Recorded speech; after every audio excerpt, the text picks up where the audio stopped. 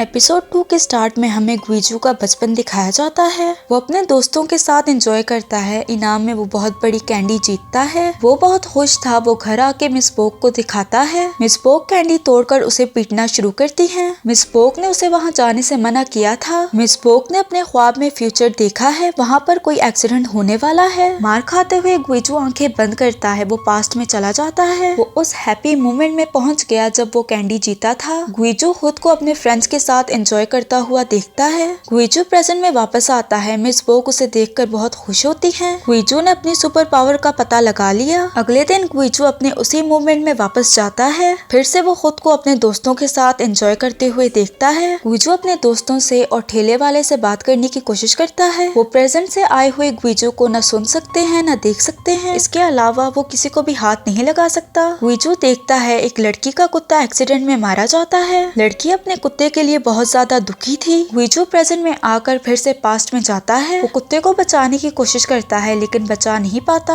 ऐसे ही वो फिर से प्रेजेंट में आकर पास्ट में जाता है। वो फिर से कुत्ते को बचाने की कोशिश करता है। बहुत दफा ट्राई करने के बाद वो उसे बचा नहीं पाता, जिससे हमें इतनी समझ तो आ गई गुइजू चाहे जो कुछ भी कर ले वो पास्ट को चेंज नहीं कर सकता। गुइजू उस कुत्ते को बचा नहीं पाया। उसका हैप्पी मूवमेंट सैड में बदल जाता है। अगर हैप्पी मूवमेंट सैड में चेंज हो जाए तो वो दोबारा उस मूवमेंट में ट्रेवल नहीं कर सकता। उसका दूसरा हैप्पी मोमेंट वो है जब ईना पैदा हुई थी। खैर अब वो इस मोमेंट में भी ट्रेवल नहीं कर सकता। गुइजू देखता है ईना ने उसके दिए हुए सारे प्रेजेंट फेंक दिए हैं। वो इसलिए क्योंकि ईना खुद को इन गिफ्ट के काबिल नहीं समझती। वो विश करती है काश में पैदा ना होती। गुइजू देखता है वहाँ एक आदमी खड़ा है जो उसे देखकर चला जाता है। गुइजू ईना से कहता है मोबाइल का इस्तेमाल कॉल करने के लिए किया करो। तुमने तो कभी मुझे भी कॉल नहीं की। गुइजू को लगता है उसको स्टफ टॉय पसंद नहीं आए। वो उसके लिए और गिफ्ट लाने जाता है। उसे समझ नहीं आती वो ईना के लिए कौन सा गिफ्ट ले। ह्योंगते ने उस पर नजर रखी है। वो दाहे को इशारा देता है। दाहे गुइजू के पास जाती है। वो ऐसा प्रिटेंड करती है जैसे वो भी शॉपिंग करने आई है। गुइजू उसे पूरी तरह से इग्नोर करता है। दाहे उसे ईना के लिए शूज लेने का बोलती है। गुइजू उसे फिर से इग्नोर करके जाने लगता है। इसी सब में उसकी स्लीव फट जाती है। इस ऑकवर्ड सिचुएशन के बाद वो मॉल में बैठकर शराब पीने लगता है। दाहे उसे अपने पसंद किए हुए शूज ईना के लिए ला कर देती है। वो उसे जबरदस्ती ईना को देने का बोलती है। शूज के बदले गुइजू से बहुत सारे पैसे देकर चला जाता है। अचानक से मॉल में फायर इमरजेंसी का अलार्म बजता है। स्टाफ जल्द से जल्द मॉल को खाली करने का बोलते हैं। हर जगह कैओस मच जाता है। दाहे को कुछ समझ नहीं आती। दाहे को पुराना इंसिडेंट याद आता है जिससे उसकी तबीयत खराब होने लगती है। इसी दौरान गुइजू आकर उसका हाथ थामता है। पता चलता है अलार्म किसी माल फंक्शन की वजह से ऑन हुआ था। कोई भी खतरे की बात नहीं है। दाहे उसे दोबारा देखती है। गुइजू वहाँ से गायब है। गुइजू ने ईना के लिए शूज रखे हैं। इन्होंने पहनकर खुश होती है। उसे खुश देखकर गुइजू भी खुश होता है। मिस पोक दाहे को जिम बुलाकर उसे शादी के लिए मनाने की कोशिश करती हैं। शादी के बाद वो तोहफे के तौर पर जिम गुइजू के नाम करेंगी। इनकी बातें दोंगी सुन लेती है। वो अपनी माँ को घसीटकर साइड पर लाती है। दाहे ग्रेस को इशारा करके उनकी बातें सुनने का बोलती है। दोंगी मिस पोक से कहती है वो एक अनजान लड़की पर इतना यकीन क्यों कर रही हैं? उसने गुइजू को बचाया फिर अचानक से उसी पार्लर में काम करने लगी जहां आप हमेशा जाती हैं। क्या आपको ये सब कुछ इत्तेफाक लगता है? मिस पोक का मानना था यही उनके खानदान को बचा सकती है क्योंकि उन्होंने दाहे को अपने ख्वाब में देखा। दोंगी कहती है उनसे पहले मैं शादी करके दिखाऊंगी और ये बिल्डिंग मेरे नाम पर होगी। ग्रेस इनकी बातें सुनकर दाहे को इशारा करती है। गुइजू जिम आता है। दाहे को देखकर वो जिम से जाने लगता है। मॉल में उसका हाथ थामने के लिए दाहे उसका शुक्रिया अदा करती है। मिस पोक उसकी बात सुन लेती हैं। उन्हें लगता है दोनों में कुछ चल रहा है। मिस पोक को सुनकर खुशी होती है। गुइजू जाता है। उसे लग रहा था वो झूठ कह रही है। दाहे मिस पोक को देखकर कहती है लगता है उन्हें फिर से नींद नहीं आ रही। वो मिस पोक को चाय डालकर देती है। नेक्स्ट सीन में वो खराटे मारकर सो रही हैं। मिस्टर बोक उसे सोता देखकर खुश होते हैं। वो गुइजू से कहते हैं दाहे तुम्हारी माँ को आराम करने में मदद करती है। मुझे वो काफी अच्छी लगी। वो चाहते थे गुइजू उससे शादी करे। दाहे की माँ ग्रेस को समझाती है दोंगी की शादी में रुकावट डालने का काम उसका है। दाहे सोचती है जब गुइजू ने उसका हाथ पकड़ा उसके एक्सप्रेशन अजीब क्यों थे। मिस पोक गुइजू के कमरे में आकर उसे शादी के लिए मनाने लगती हैं। वो गुइजू की शादी इसलिए करवाना चाहती हैं क्योंकि उन्हें एक और पोता पोती चाहिए। मिस पोक को लगता है ईना की सुपर पावर्स इसलिए नहीं आई क्योंकि शायद वो गुइजू की बेटी नहीं है। गुइजू इस बात से नाराज होता है। वो कहता है ईना मेरी ही बेटी है। ईना क्लास में भी किसी से ज्यादा घुलती मिलती नहीं है। उसे अपने क्लास का एक लड़का पसंद है। क्लास में हर कोई अपना अपना क्लब ज्वाइन करता है। इना को नहीं पता वो कौन सा क्लब ज्वाइन करे। इस बारे में बात करने के लिए इना का टीचर ग्विजू को कॉल करता है। तीसरी चौथी कॉल के बाद ग्विजू कॉल उठाता है। टीचर इसी बारे में बात करके कहते हैं इना के अभी तक कुछ फॉर्म्स जमा नहीं हुए। ग्विजू टीचर से माफी मांगता है। वो कहता है वो अभी ही कर देगा। वो अपने ड्रॉर में से फॉर्म्स निकालता है। बहुत सारे फॉर्म्स जमा हो गए हैं। ग्विजू ने अभी तक एक फॉर्म भी सिग्नेचर करके जमा नहीं करवाया। वो साइन करते करते रुक जाता है। किचन में जाकर वो शराब ढूंढने लगता है। मिस्टर बोक कहते हैं मैंने उन्हें हटा दिया है। उसे शराब पिलाने के बहाने बाहर लेकर आते हैं। वहाँ पहले से दाहे बैठी है। मिस्टर और मिसेस बोक ने इनकी डेट सेट की है। इन दोनों को अकेला छोड़कर वो चले जाते हैं। ग्विजू रूडली बिहेव करता है। वो शराब पीने लगता है। दाहे भी उसका साथ देती है। साथ पीकर दोंगी क्लिनिक में जिहान से मिलने आती है। फिलहाल वो अपने आखिरी पेशेंट के साथ बिजी है। दोंगी इंतजार करने लगती है। दोंगी को रूम से कुछ और ही आवाजें सुनाई देती हैं। गुस्से में वो टेबल पे रखी सारी चॉकलेट्स खा जाती है। आवाजें अभी भी आ रही हैं। गुस्से में वो दरवाजा खुलती है। उनके बीच में कुछ चल तो रहा था लेकिन दरवाजा खुलते ही वो बिल्कुल नॉर्मल बैठे हैं। उसकी आखिरी पेशेंट ग्रेस है। आगे शादी में रुकावट डालने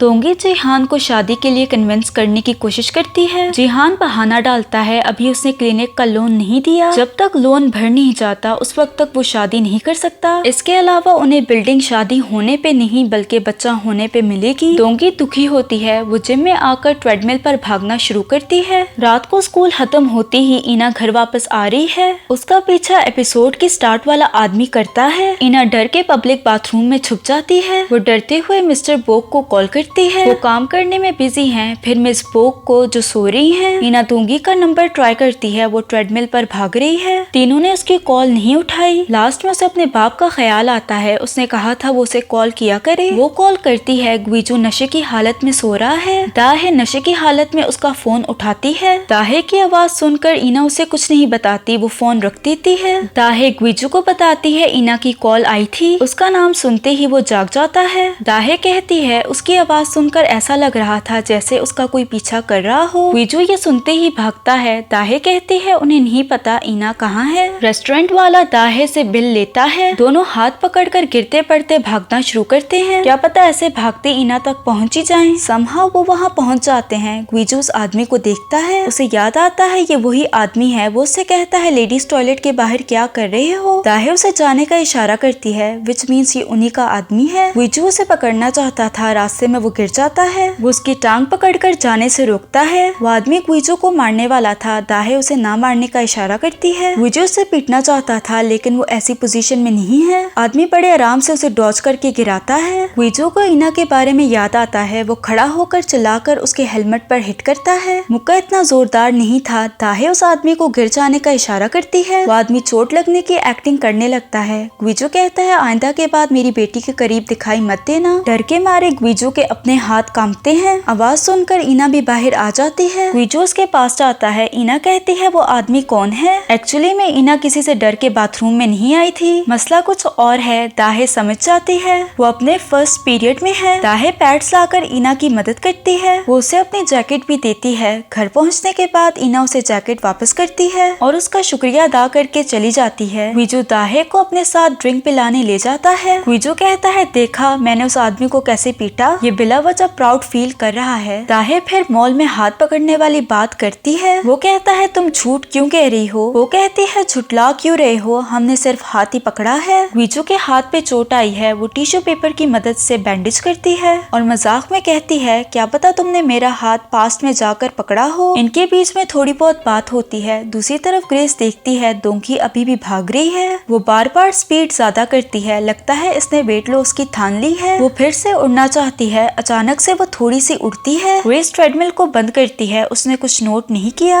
इतना भागने के बाद दोंगी की तबीयत खराब होने लगती है। जल्दी वो ठीक भी हो जाती है। घर आकर ग्विजू सारे फॉर्म्स पर सिग्नेचर करता है। उसे दाहे का ख्याल आता है भला वो इतना बड़ा झूठ क्यों बोलेगी। वो आंखें बंद करके पास्ट में जाने की कोशिश करता है। सरप्राइजिंगली वो पास्ट में उसी मॉल में पहुंचता है। अलार्म बजते ही सारे यहाँ वहाँ भाग रहे हैं। वो किसी को हाथ नहीं लगा सकता। वो दाहे को जमीन पर पड़ा देखता है। वो उसका हाथ पकड़ने की कोशिश करता है। हैरत अंगेज तौर पर वो उसका हाथ पकड़ पाता है। दाहे उसकी तरफ देखती है। वो शॉक्ड होता है। वो पास्ट में किसी चीज को हाथ नहीं लगा सकता लेकिन सिर्फ दाहे को हाथ लगा सकता है। इसी शौक के साथ ये एपिसोड एंड हो जाती है। अगर आपको वीडियो पसंद आई तो लाइक शेयर और सब्सक्राइब करते जाना। मिलते हैं अगली वीडियो में।